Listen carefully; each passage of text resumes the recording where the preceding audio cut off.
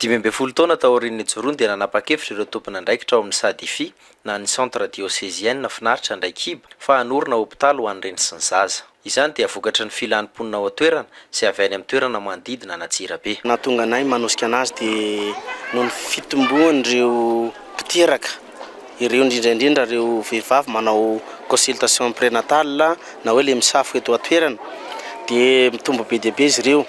Dia rehefa hita le trano sy afaka manome fahafapo ho an'izay rehetra hiteraka eto, dia nanapa-kevitra ny fikambanana hanorina ny maternité izay natao fototra tandroany ity.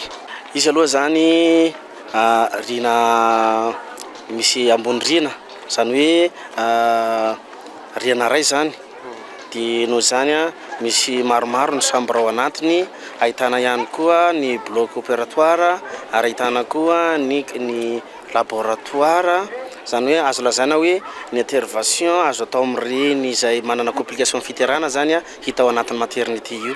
Ny sabotsy lasa teo no napetraka ny vady fototra ho an'ny fototra-afitrasa izay notanterahany tompon'andraikitra mahefatra aty an-toerana no tarihany sekretera jeneraly ny faritra sy avy amin'ireo tompon'andraikitra ara-pahasalamana eto amin'ny diocèse. Ny faran'ny taona 2024 no iverina hanomboka hiasa ity toerana ity, ka isy ireo mpiara-miasa eo amin'ny famitana ny asa toy ny FIAM sy ny ECA na ny ekipa kristianina ankehitriny ao amin'ny lafiny fitsaboana.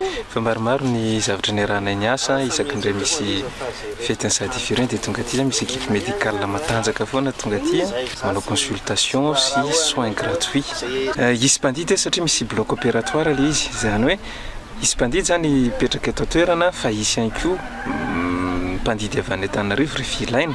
Ohatran'ny tenanay zany rehefa ilaina mampandidy zazakely anay dia ho avy aty régulièrement fa iny moa zany mbola ho alamina tsara arakarak'izay mamety anazy. Mba ataoko hoe raha complexe mère enfant raha mitsangana araka le plan eritreretina azy anisan'ny tena raitra dia raitra ity ho an'ny faritra Antsirabe sy Madagasikara mihitsy arangamy. Ho ary fomba tokoa raha ny toerana, saingana izany aza dia hisy ny sokajim-pandraisana anjara eo amin'ny fitsaboana ary misy mihitsy ny tsy andoha vola izay efa fomba fanaon'ny Sadify hatramin'izay.